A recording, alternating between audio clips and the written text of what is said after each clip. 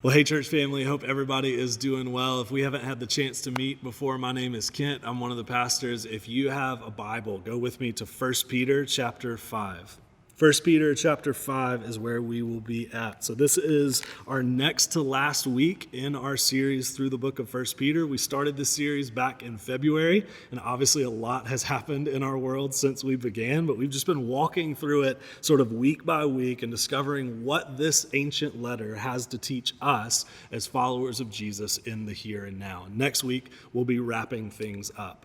But today we are going to jump forward just a handful of verses to chapter 5 of 1 Peter, which means we will be skipping verses 12 through 19 from chapter 4. Now let me just briefly mention about that isn't because verses 12 through 19 aren't important. It's not because they have difficult things in them that I don't want to have to teach on. Trust me, if I were to skip one passage in 1 Peter for that reason, it would have been the week on Noah and baptism and spirits in prison. That one was a doozy. I would have preferred to skip that one. So we're not skipping those verses for any of those types of reasons. Rather, here is the reason that we won't be covering them. If you go back and read chapter 4, verses 12 through 19 on your own time, what you'll find is that they talk once again about how we should respond to evil with good, how we should respond to cursing with blessing as followers of Jesus. And if you've been with us throughout this series, you know that we've already talked on those topics multiple times already. And so the only reason that we're going to skip over those verses is that I simply don't have anything new to say about those topics. So I'd encourage you sometime this week to go back, read verses 12 through 19 on your own. It's a great passage, but for today, we're going to move on to chapter 5. And at the beginning of chapter 5, Peter turns his attention towards addressing those in leadership positions within the church among these followers of Jesus. His name for those leaders is the term elders. Now, we today might use a term more like pastor. So today, for the sake of simplicity, we're going to use those two terms interchangeably, elder and pastor. So this is a passage written to leaders of the church about how they should go about leading that church. 4 out of the 5 verses that we'll cover today are addressed specifically to that audience, which means that if I were just going to teach this passage exactly as it's written, I could probably just tell the rest of you to turn off the teaching and just ask our few pastors to listen to it, since it's really only talking to them specifically. But I'm not going to do that. One, because I could have just called a meeting with them. I wouldn't have to record it or anything like that. And 2, because that's not even really what Peter does in this passage. I mean, right here at the end of this letter that is addressed to all followers of Jesus, he takes a few verses 1 through 4, and talks to the church leaders specifically. Most likely because he wants the rest of the followers of Jesus who are listening in to hold these leaders accountable to what he instructs them on doing. So here's how I want to approach this passage today. I want us to work through it, and I want us to use it to help identify healthy and unhealthy spiritual leadership. How to discern whether a church leader is a healthy authority or an unhealthy one. I, for one, feel like that is a very needed conversation in today's world. It almost seems like every other week in the news you read another story about a pastor or a church leader who is guilty of spiritual abuse or domineering behavior or embezzlement or sexual impropriety of some sort or any number of other awful things. And to add to that, I know that many of you personally have stories of how you and your relationship with Jesus have been negatively impacted by unhealthy spiritual leadership of some sort. And I realize that for you, if that's part of your story, that adds an added layer of difficulty to your relationships with your pastors. And if that's you, we want you to know that there's room for you to struggle with that here at City Church. That there's room for you to be in process in regards to all of that. But to me, that makes it all the more important that we hear from the scriptures about what it's going to discuss today. As we work through this passage, I want us to all take note of what Peter says defines healthy and unhealthy spiritual leadership. And we as your pastors even want you to evaluate us based on the parameters that Peter lays out. So with all of that said, let's just see what Peter has to say in this passage, starting in 1 Peter 5, verse 1.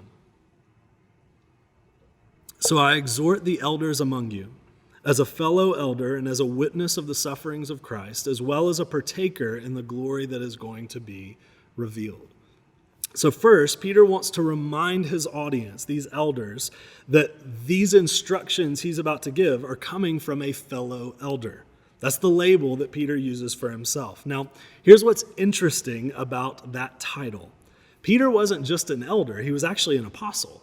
And apostles were big deals in this day. He was one of the 12 people handpicked by Jesus to be catalysts for starting the early church across the ancient world. So it's worth asking, why doesn't he throw that bigger title around in this passage? Seems like he could if he wanted to, and it might even work to his advantage to claim the authority of an apostle. So those of you that work at a large corporation, imagine with me this scenario.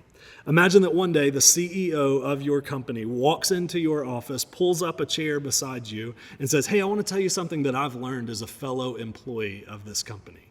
It'd be a little bit surprising, right? Because, yeah, they're technically an employee, but they're also the CEO. So it seems like they might use that title a little more freely. So why doesn't Peter say in this passage, "All right, jokers, listen up. I'm an apostle, which means you have to listen to what I have to say, and here's what you should do"? I would argue he doesn't do that because Peter himself is trying to model the type of humility that he is about to encourage these elders to have. In just a second, he's going to tell them not to be domineering over others, but rather to live as an example. So in a way, that's what Peter himself starts off doing in writing this passage. He doesn't say, "Do what I say." He says, rather, "Follow my example." Now he's going to continue on that trajectory in verse 2. Take a look with me. He says, "Shepherd the flock of God that is among you." So I don't know if you caught this, but twice already in this passage, Peter has used this word among. In verse 1, he described the elders as being among the rest of the believers. And here he says that the rest of the believers are among the elders. Now, I don't think that's just a throwaway word in this passage. I think Peter's actually trying to highlight something when he uses that term.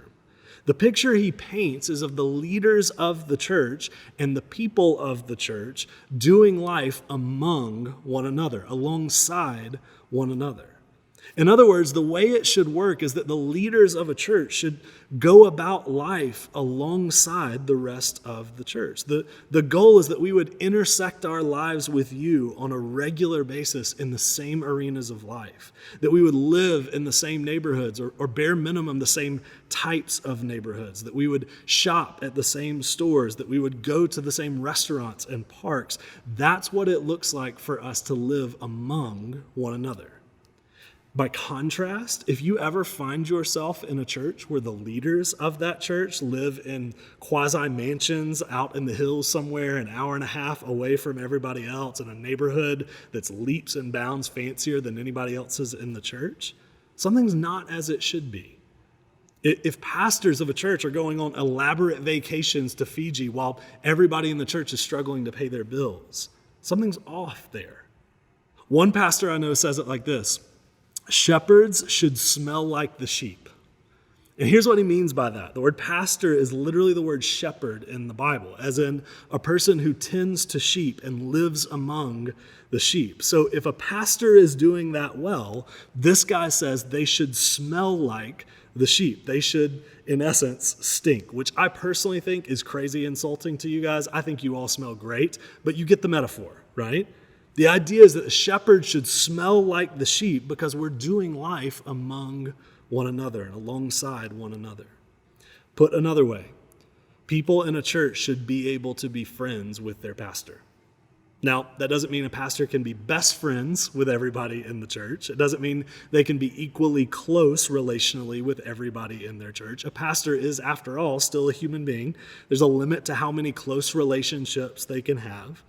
But that being said, if everybody just looks up to their pastor and nobody has a peer-type relationship with them, that's concerning. Something is not right there. Now, to fight against this in our church, here at City Church, all of our pastors are in life groups. Pastors confess sin like everybody else does. Pastors get called out on their sin just like everybody else does. Another way we fight against it is that I don't ask that anyone refers to me as Pastor Kent. In fact, I insist that you don't call me Pastor Kent, simply because I don't refer to you as member whatever your name is. That's awkward. We both just only have one first name, so we should just use that first name. But all of these things are just different practical ways of reinforcing that we as your pastors are not superior to you, but rather living among you, as Peter says in this passage. Next, he's going to continue on to talk about how these shepherds should lead in the second half of verse 2. Take a look with me. He says that these pastors should be, quote, exercising oversight, not under compulsion, but willingly, as God would have you, not for shameful gain, but eagerly, and not domineering over those in your charge, but being examples to the flock. So here, Peter lays out three contrasts that describe how healthy pastors go about leading. He says, one, they shouldn't lead compulsively, but willingly. Two, that they shouldn't lead for shameful gain, but rather eagerly. And three, that they shouldn't be domineering, but rather living as examples. So those are the three contrasts that Peter lays out. I want us to spend a few moments on each of these. First, he says that they shouldn't lead compulsively, but rather willingly. Not compulsively, but willingly. Simply put, your pastor should want to pastor people. Maybe that feels like it goes without saying, but I'll let you guys in on a little secret. Some pastors complain about their churches. Some of them complain like a lot about their churches. And to be fair, some of them do have things to complain about. Some churches have quite a few people in them that do their best to make the pastor's jobs really, really difficult. But that said, if a pastor dreads their job every single day and has no real desire to keep doing it, it's hard to imagine that that pastor is going to be a good pastor. If I'm only doing what I'm doing here to collect a paycheck or because I don't have any other marketable skills to make money, that's not a good look as a pastor. Because that means I'm doing it compulsively. I'm doing it because I have to rather than because I want to. Instead, your pastor should want to be a pastor, even if there are days where it's difficult to be one. And then second, Peter says that their pastors should lead not for shameful gain, but rather eagerly. That they should lead eagerly. I'll let you guys in on another secret from Pastor World. Some pastors want a platform more than they want to be a pastor. Some pastors lead because they like standing on a stage in front of people. Some pastors lead because they need people to respect them or look up to them or think that they're smart. Some pastors lead because they want to sell books or because they want to become social media famous. And an awful lot of the time, those pastors, shockingly, don't end up being very good pastors because they're using their church to their own ends rather than serving their church for the good of their church. There's a reason when Paul writes to Timothy about appointing leaders in the local church in Ephesus, he says, let them be tested first and then let them serve. So you need some time to determine if a particular leader just wants a platform or whether they actually want to shepherd people, because those are actually two very different core desires. And then the third contrast Peter lays out is this, that they should lead not in a domineering way, but rather leading as examples. Not domineering, but living as examples. So in Peter's mind here, evidently, there are two different ways to lead people. One is by trying to control them, trying to force them to do what you think they should do. The other is by living an exemplary life consistent with what you're calling them to, and then inviting them to follow your example. So a question that I try to ask myself anytime I am teaching someone something or correcting someone about something, a question I try to ask myself is, have I modeled for them the character trait that I'm trying to get them to embody? And I'll be honest, sometimes the answer to that question is quite convicting for me personally. This is another reason that we insist on examining a person's character thoroughly before we even consider them to be a leader of our church family. For someone to lead our church, they don't just need to be talented and gifted. There are plenty of talented people out there that have no business being pastors at all. In fact, what's interesting is that if you go over to the books of 1 Timothy and Titus, where it lays out the qualifications for elders in the church, you'll notice that in both of those lists, there are about 15 to 20 total qualifications for a pastor. Would you like to know how many of those qualifications are based on skill or talent? One of them. One out of all of them is skill-based. The rest are character-based. They are all different ways of essentially asking the question, is this person's life something you would want other people to model? Because that's what elders are called to do. They're called to model the life of a follower of Jesus for others to observe and follow after. They need to be able to say, like Paul does at one point in his letters, follow me as I follow Jesus. And if they cannot say that in good conscience, they should not be a pastor. Beware of anyone who claims spiritual authority over you while having glaring character issues in their life that go unaddressed. Now, obviously, this does not mean that pastors won't have flaws. We as your pastors are not perfect, and we will usually be the first ones to tell you that. But there is a difference between imperfect leadership and unhealthy leadership. Imperfect leadership makes mistakes. Unhealthy leadership refuses to own those mistakes. Imperfect leadership sins. Unhealthy leadership refuses to repent of those sins when they're brought to their attention. So we are certainly imperfect leaders here at City Church. No argument there at all. But our goal is to never become unhealthy leaders. Because if there are glaring character issues in our lives and we have no interest in repenting of those things, we should not be your pastors. And nor should anybody else if that's their posture towards their sin. So those are the three parameters that Peter lays out, that pastors should serve willingly, they should serve eagerly, and that they should live as an example. My hope is that that sort of gives you some practical lenses to see through when it comes to us as your leaders, but also any future leaders that you may find yourself serving alongside. If your leaders embody the first half of those descriptions, if they're leading compulsively or for shameful gain or in a domineering sort of way, all the red lights on your dashboard should be going off.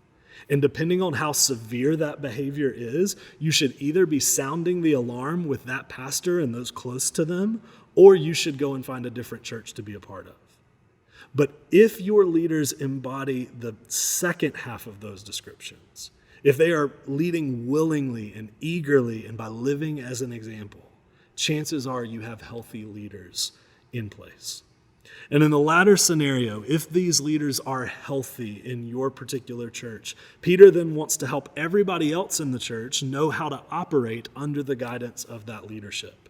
So in verse 5, Peter pivots and begins to address the rest of the church. Assuming that your leaders are healthy, assuming that they're the right kind of leaders, here's how you, everybody else, should relate to those leaders. So let's skip over what he says in verse 4 for now. We'll come back to that verse at the end and look together at what he says in verse 5. First, he talks to those in the church who are, quote, younger. Take a look with me. Likewise, you who are younger, be subject to the elders. Now, we've mentioned already in this series that we as Americans tend not to like language like be subject to. It just feels wrong. It feels restrictive to us usually. So first, let's establish that when he says be subject to the elders, Peter does not mean show unquestioning loyalty and blind allegiance to the elders. There are words that mean that in the Bible, and Peter chooses not to use those words here. So that's not what he means, but here's what I think he does mean. I think he means at least when you can, give your pastors the benefit of the doubt. Start from the assumption that even when you don't particularly like a decision that they made, that they're trying to make those decisions in your best interest and the church's best interest. And let me just say from the start, you guys by and large do a fantastic job of taking this posture. So none of this is meant as a rebuke to you guys personally. It's just to make sure we understand what Peter is saying in this passage. So let me try to give you some examples of what not being subject to your pastors might look like. So let's say that one of these days soon, when we can finally get together in person for a gathering, let's say at that gathering we make an announcement on Sunday where we encourage anyone who can to sign up to serve in City Kids. Now, if we make that announcement and you personally serve on the parking team, don't do the thing where you say, well, we need volunteers in parking team too. I guess they don't even care about parking team. All they care about is City Kids. That's the posture that Peter is trying to guard against here. I'll give you another one. Let's say that the next teaching series we do after this one through 1 Peter is actually a topical teaching series. And let's say you prefer teaching series where we just walk straight through a book of the Bible like we've been doing with 1 Peter. If that's you and if that's your preference, don't do the thing where you go, well, they're not teaching through a book of the Bible. I guess they don't even care about the Bible anymore. Don't take that posture, because that's immediately setting yourself against whatever decision you personally don't agree with. And I'll give you one last one. If your life group multiplies at some point in the future and the multiplication just doesn't go down the way that you wanted it to go down, don't take the posture of, well, they apparently don't even care about me staying in a life group with my friends. All of that is the posture that Peter is trying to guard against here. The idea is that we should avoid setting ourselves immediately against any decision that we don't personally like. I don't know if you've ever thought about it this way, but a lot of the time, humility is shown in how you honor the decisions of people that you don't necessarily agree with. Anybody can honor decisions of someone who thinks the same way they do, makes the same decisions that they would make. That's easy. I can honor people all day long who think just like I do. Humility, though, is your willingness to live with decisions that affect you, but that you don't necessarily agree with. Can you still follow that leadership? Can you still love? Can you still serve? That, in many ways, is what humility looks like in practice. Now, that being said, if something seems off about decisions we are making as the leadership of City Church, by all means, bring it to our attention. If you start to notice us pushing for City Kids volunteers every single Sunday and building our entire ministry philosophy around families with kids, by all means, come and talk to us about that. If you notice us at some point go, you know what, I don't even think we need to use the Bible anymore for teaching on Sundays. Let's just talk about life and how to be a good person. If you see something off that's obviously off, come and talk to us as your pastors about it. Benefit of the doubt doesn't mean turning a blind eye to really obviously suspect things. But it does mean that you don't go around looking for opportunities to be frustrated. Peter says to those who are younger, be subject to those shepherding you. If you have healthy leadership in your church, look for opportunities to trust them, not for opportunities to distrust them. Look for opportunities to assume the best of them, not the worst of them. That's good advice for how you relate to people in general, but certainly for how you relate to those responsible for your spiritual well-being. And then he follows that statement up with an instruction to everyone in the church. Leaders, younger people, older people, everyone there. He says this. We find it in the second half of verse 5. He says, clothe yourselves, all of you, with humility towards one another. For God opposes the proud, but gives grace to the humble. So the key to this relationship on all sides, Peter says, is humility. Whether you're a pastor, an older church member, a younger church member, whoever you are, whatever your position, what you need to make this relationship work is humility.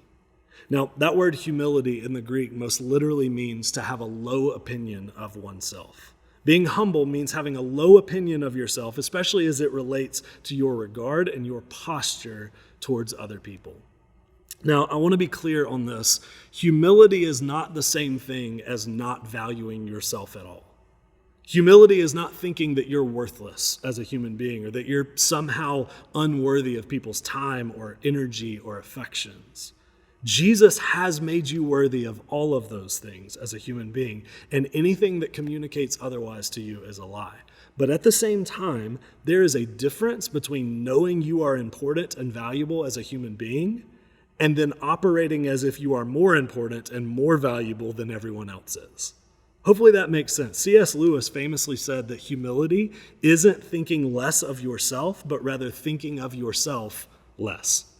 Thinking less of yourself is self-loathing, while thinking of yourself less is humility. Peter here is not pushing for self-hatred or self-loathing at all. He's pushing for humility. Now, when you and I meet someone with true humility, I think it's easy for us to think, oh, well, that's just their personality. Oh, that's just because they're a 2 or they're a 9 on the Enneagram. It's easy for us to think that some people were just born with a naturally selfless gene in their body. And while personality may play a factor in humility, Peter seems to think a little bit differently about where it comes from. In this passage, he says, and I quote, "Clothe yourselves with humility." Clothe yourselves with humility. So Peter talks about humility not like it's just some innate built-in part of your persona, not like it's a gene that some people have and some people don't, but like it's an article of clothing that you choose to put on each day. So the people that you most admire humility in, chances are they weren't just born thinking of themselves that way. They learned over the years how to think of themselves in that way. They practiced it and therefore became good at it. And if you want that type of humility to characterize your life, you will need to practice it too. Some of us spend time praying for God to give us things like humility. And I'm all for that, just to be clear. But at some point, you have to accompany praying for things like that with actually practicing them. So can you imagine praying for God to put your shirt on in the morning? What if you woke up every morning and just started praying, God, I just ask that you would please give me a shirt to put on. I pray that you would just cover me, saturate me with a shirt for today. God, ultimately, I know you're the only one that can provide shirts, so I just ask you for one to wear right now. Sounds a little bit silly, doesn't it? Because I think at some point God would just say, okay, thanks for seeking me first in all of this, but there are literally multiple shirts in your closet right now. You should probably just go and put one on. I love providing things for you, and also I already have provided those things for you. So why don't you just go and put it on?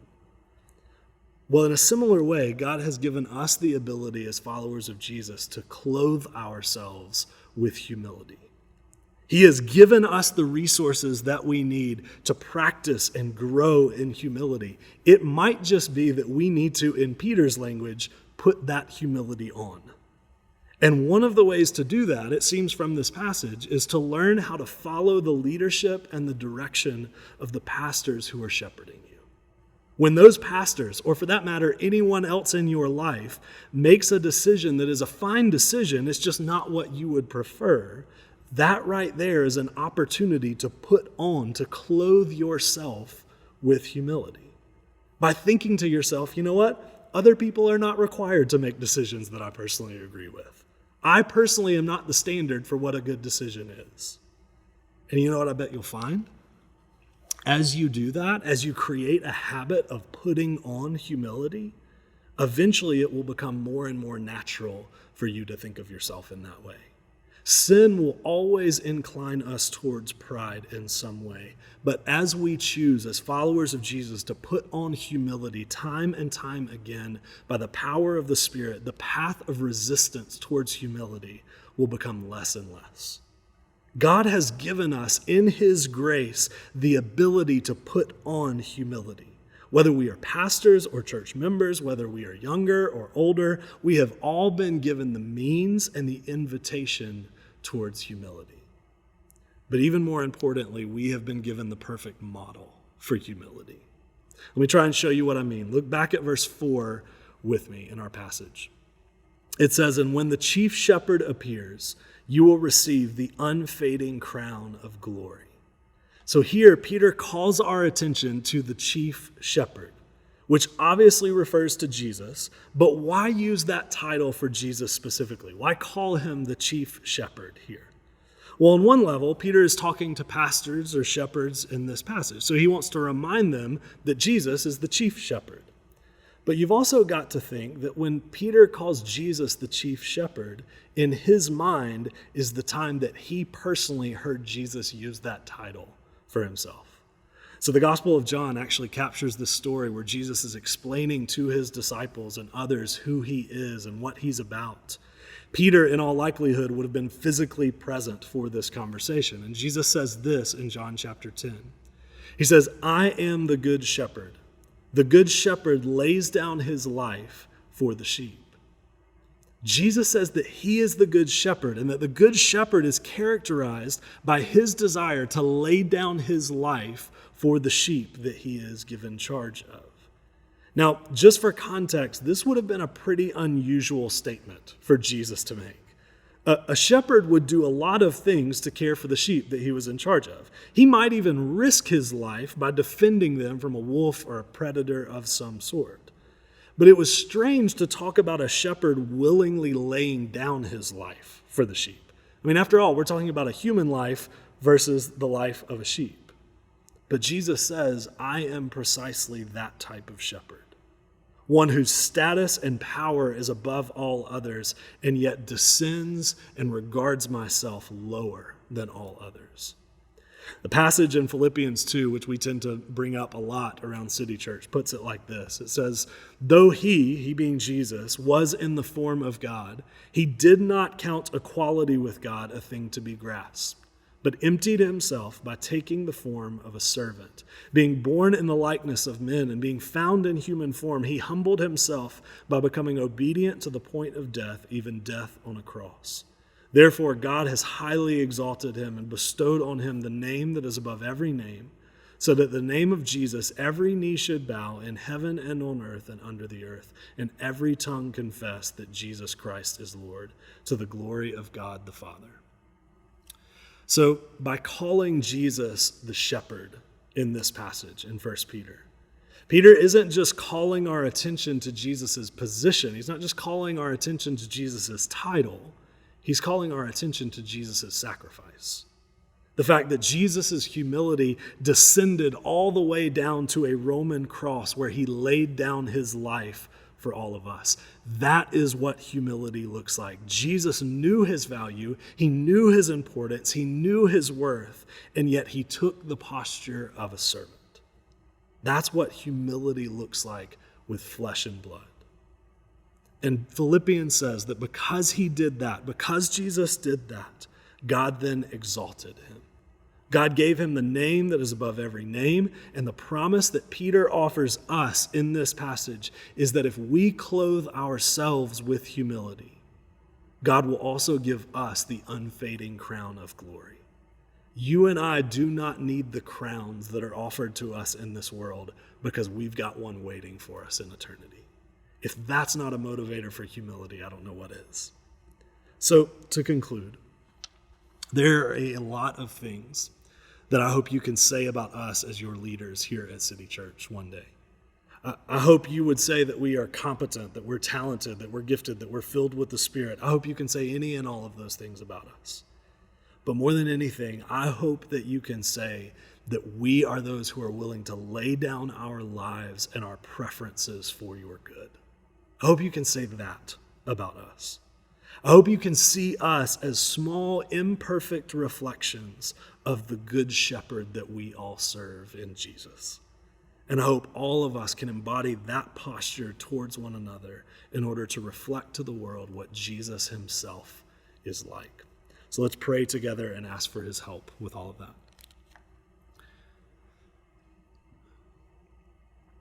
Father, thank you for the example of Jesus. God, that though he knew his value, his worth, God, though he knew his position, he chose to empty himself. He chose to take the posture of a servant, to take the posture of humility in how he related to us. And so, God, I pray that using that as our model, using that as our example, that we would clothe ourselves with the same type of humility towards you, towards others, towards church leaders, towards other members of the church. God, I pray that we would be marked by humility. God, for those of us that have seen really poor examples of church leadership, God, I pray that you would continue to heal and restore. Now, for those of us that have just seen bad example after bad example and find it hard to trust any type of authority over us, much less spiritual authority, God, I pray that you would bring to mind the example of Jesus and that through looking to him, we would find healing. We'd find restoration, that we would have our vision of spiritual authority rebuilt from the ground up. And God, I pray that through that we would be able to relate to the leaders of this church body and even just to one another in a way that allows people to take good, loving, gracious authority within our lives, and that you would use that to transform all of us and to put you on display to the world. We ask this in your name. Amen. Well, thank you so much for joining us online today. As always, if there's anything we can do for you, anything we can help with, don't hesitate to reach out at info@citychurchknox.com. And with that said, we will see you next week.